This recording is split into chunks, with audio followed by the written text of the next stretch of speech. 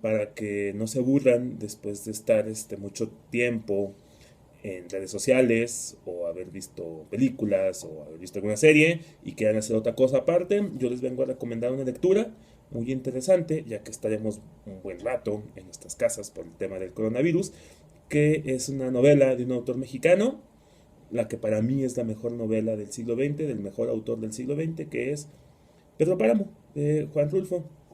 Esta novelita está situada en México rural de varias épocas, que empieza en el Porfiriato, después está la época de la Revolución, la época de la Guerra Cristera, etcétera, y es la historia de un pueblecito que se llama Comala.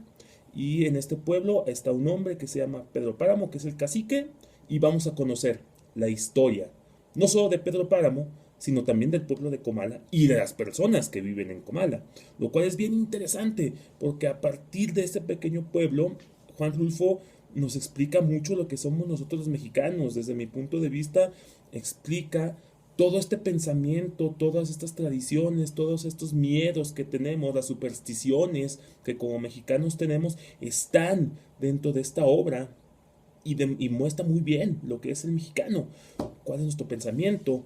La novela es una novela cortita, no es sencilla, es bastante complicada de leerse, de hecho. Está dividida en varios capítulos, aunque no están claramente marcados los capítulos, están ahí, los pequeños capitulitos, y están como salteados. Entonces, no es una novela sencilla de leer, sin embargo, es un buen reto para ahorita que estamos encerrados en nuestras casas, porque así vamos a conocer, insisto, cómo Juan Rulfo logró retratar el pensamiento del mexicano. La obra inicia con Juan Preciado, uno de los hijos de Pedro Páramo, de los múltiples hijos de Pedro Páramo, y no les estoy haciendo ningún spoiler, que llega a Comala porque le dijeron que ahí vivía su padre, un tal Pedro Páramo.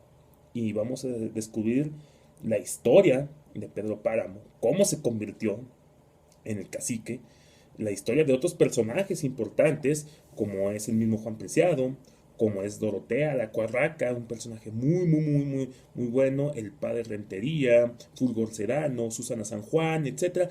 Muchos personajes que nos van diciendo cómo es el pensamiento del mexicano y de los diversos estratos de la sociedad mexicana, ¿no? Desde el principal, que es el terrateniente en este caso, hasta los trabajadores, la clase proletaria, cómo pensaban los trabajadores y cómo este terrateniente arrasó con el pueblo, le quitó las cosas a todos, de las tierras, y no solo las tierras, sino también en el caso de los hombres, les quitó a sus mujeres, abusó de sus mujeres, etcétera, etcétera, para convertirse en el gran señor de Comala.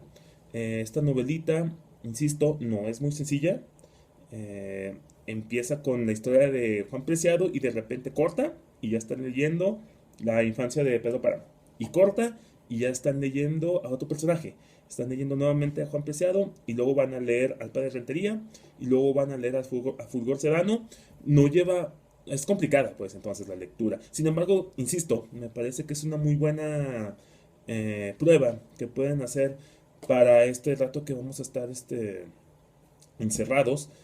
Hay una película, está en YouTube, de hecho, completa. Yo les aconsejaría que primero leyeran la novela, que intentaran leer la novela y después vieran la película, porque hay muchos cambios en la película. Hay muchas cosas muy diferentes. Esta película fue hecha en los 60, si no me equivoco.